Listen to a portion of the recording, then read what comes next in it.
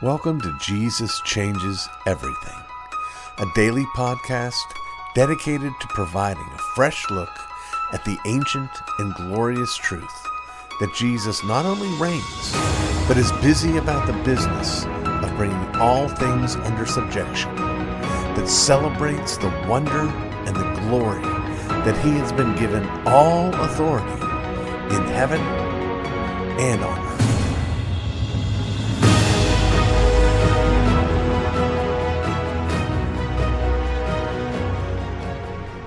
If you've been listening faithfully to the Jesus Changes Everything podcast, then you'll remember a somewhat unusual curating your movie library that Lisa and I did recently, in which we spoke about a YouTube video that we watched that was a teaching on the roots of the Enneagram.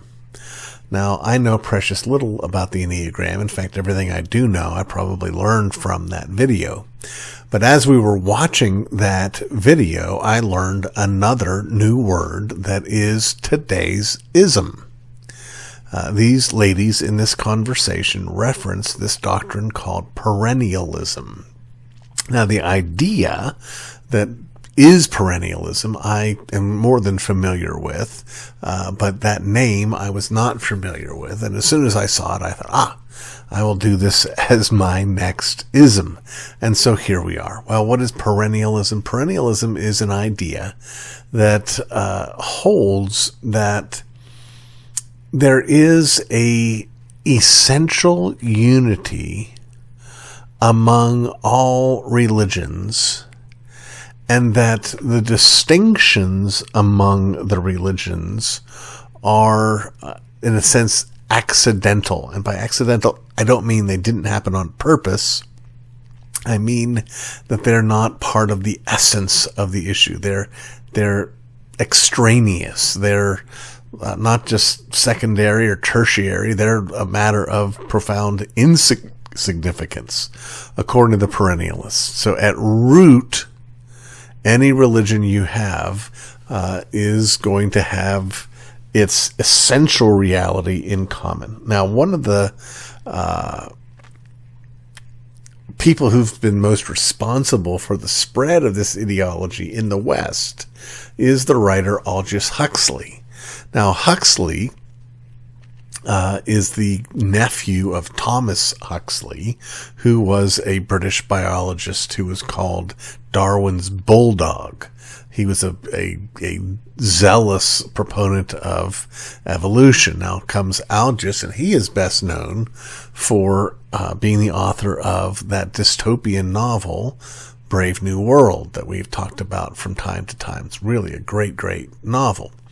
Well, he had an interest in Eastern religion, and he brought this idea here, and he wrote an essay in 1944 called Vedanta and the West. And he affirms the basic, most foundational affirmations that Perrenialism will hold. They will include these truths. One, there is a Godhead, or ground, which is the unmanifested principle of all manifestations.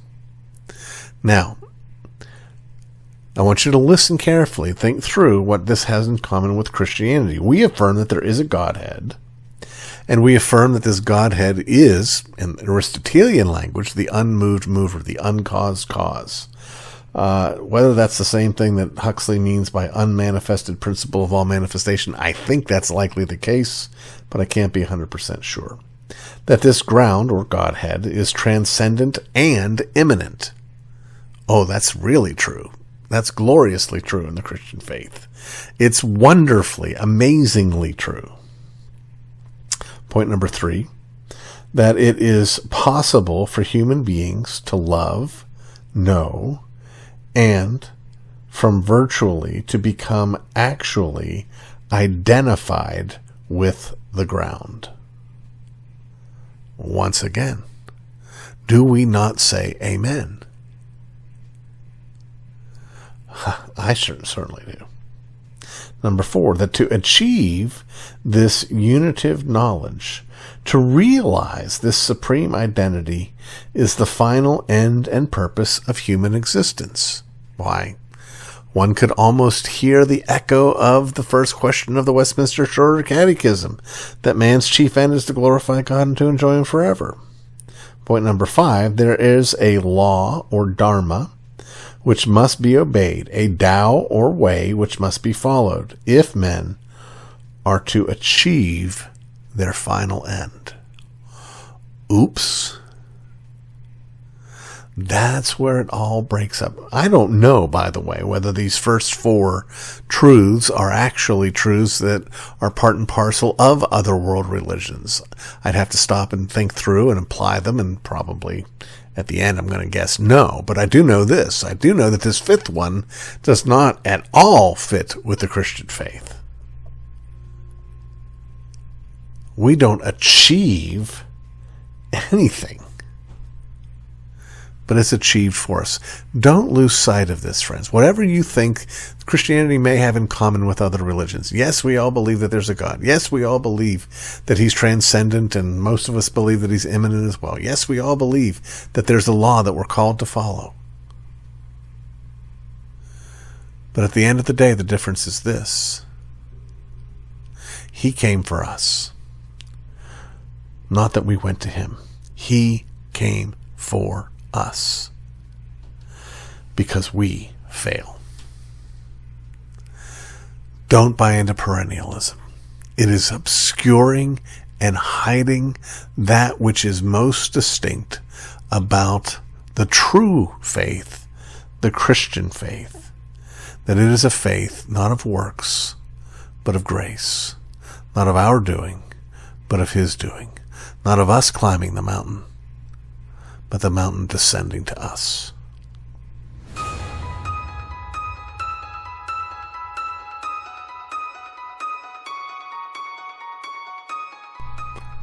Love does not behave rudely, does not seek its own, is not provoked, thinks no evil.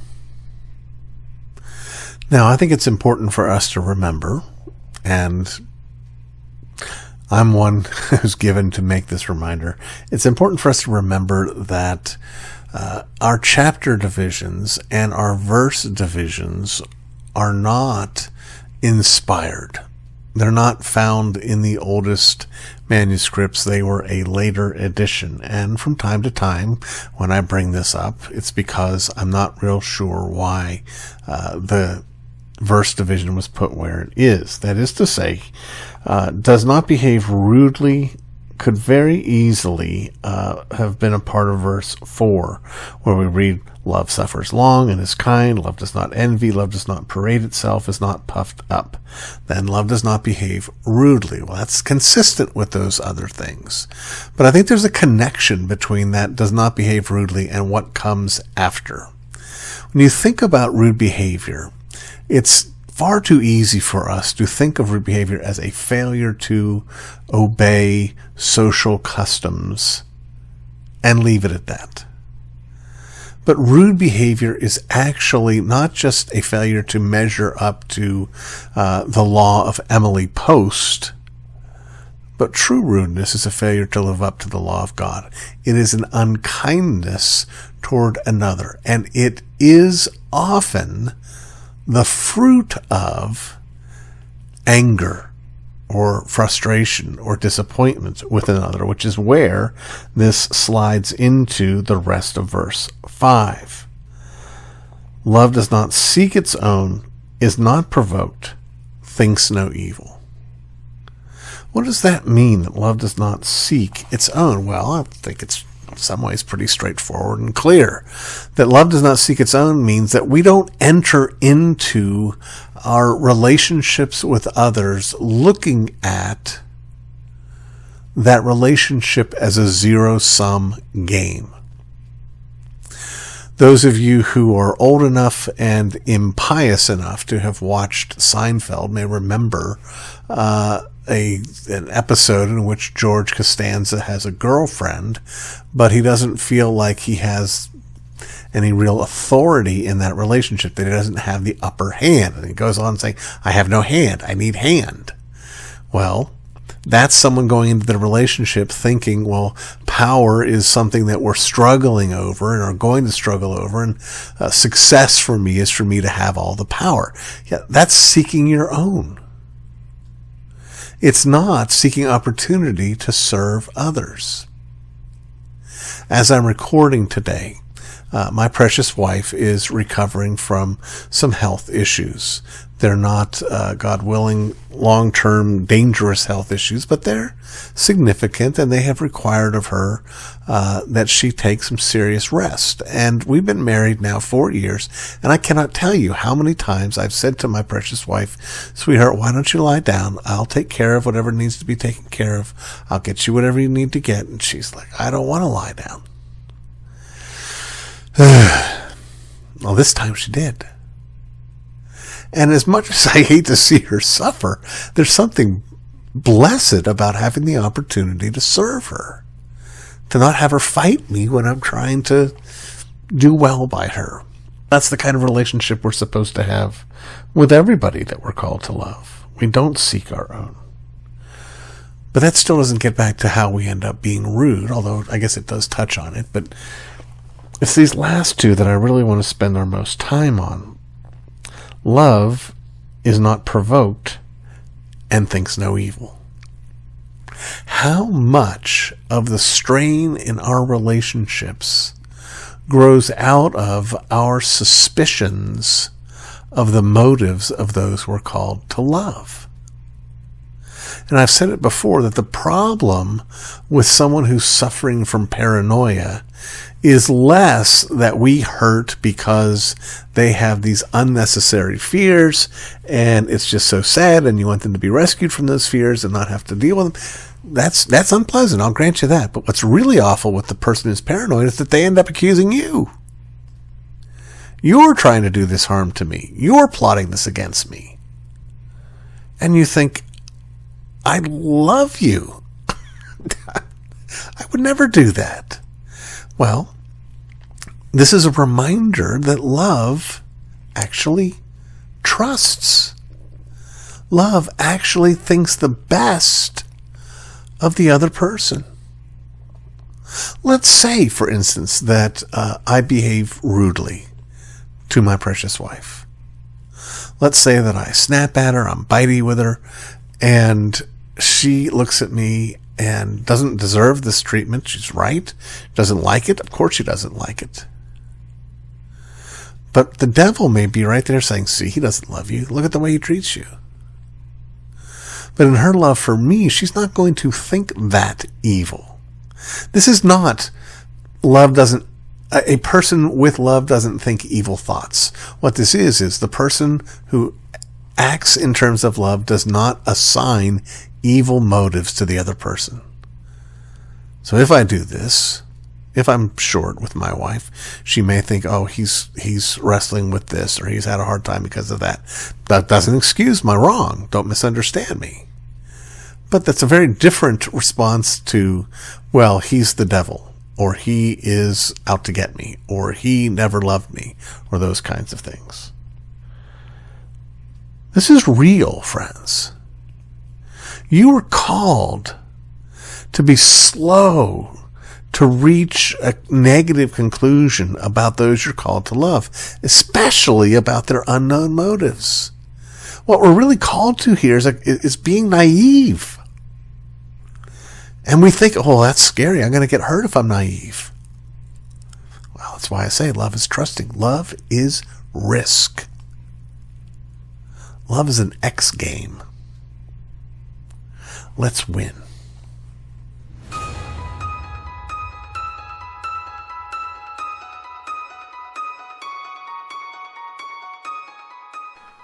Why is pride such a sticky sin? Well, the story is told that Benjamin Franklin, when he was a young man, he took it upon himself to keep a kind of running inventory of his moral progression. He wrote down a list of 10 to 20 character traits And each day he would give himself a score for how he did for each one. Franklin, however, abandoned this process not long after he started. Not because stick-to-itiveness was one of his low scores. Rather, he stopped for this reason. He noticed that the higher his scores were in general, the lower his score on humility was. The lower the scores he gave himself in general, the higher scores he gave himself in humility.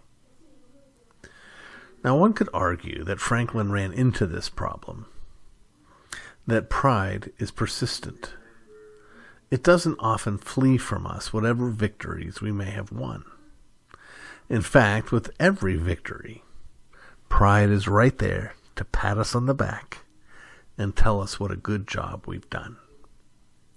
And as Franklin found out, even when you gain no victories and find yourself humbled by your failures, the devil is right there to praise you for your humility. Which brings us to the second thing that makes pride so sticky. There are an immeasurable number of axes on which it can come. My skills as a handyman may be so bad that no one would ever mistake me for Mr. Fix-It. My earning power may have me on my tiptoes reaching for the bottom rung. My looks may attract the eyes of others not because I'm handsome, but in disbelief that someone as ugly as me could be out in public. But if in the midst of all that, I can still believe I'm more pious than my handy, high-earning, good-looking friends, I've found a perch from which I can look down on them. A third reason ought to be obvious to us all. It's kind of tough to lose when we are the judge. The very piety that I think I have that allows me to look down on others may be no piety at all. The Pharisees, they surely saw themselves as exemplary men. Others, however, rightly saw them as examples of pride. Worse still, we often find ourselves using what we perceive as our victories as cover for our defeats. I may think I don't have the same kind of earnest prayer life, the kind of constant emotive closeness to Jesus that this one has, but it's okay because my theology is so much more precise than his is. Sound familiar? Pride is what brought the devil down in the first place. It is then the root sin of sin, both for him and for us who are by nature his children. He is the expert, and we his all too eager students. The devil fell when he compared himself to all the rest of the creation, and rightly concluded that he was the best and brightest, and wrongly concluded that those below him should serve him. Had he instead compared himself to the Almighty, the Creator, he would have realized he was nothing, and that he should do whatever his Creator commanded. When Adam and Eve fell, they were already thinking the same way. God, they thought, was trying to rob them. Them, of all people. The only people. They deserved better, they thought. Why should they have to wait for his blessing to eat of the tree? They, after all, were superior to all the animals. Pride goes before destruction, and a haughty spirit before a fall. Lord, I pray for humility. And if it takes humiliation, send that. Do what you know to be best, O Lord, God of my salvation. You've been listening to the Jesus Changes Everything podcast, a production of Dunamis Fellowship, the teaching outreach of Dr. R.C. Sproul Jr. If you've enjoyed this podcast, we encourage you to subscribe, which you can do at all the usual outlets, to tell your friends, and to spread the word. To learn more about the work of Dunamis Fellowship, please visit rcsproulJR.com. And join us next time on Jesus Changes Everything.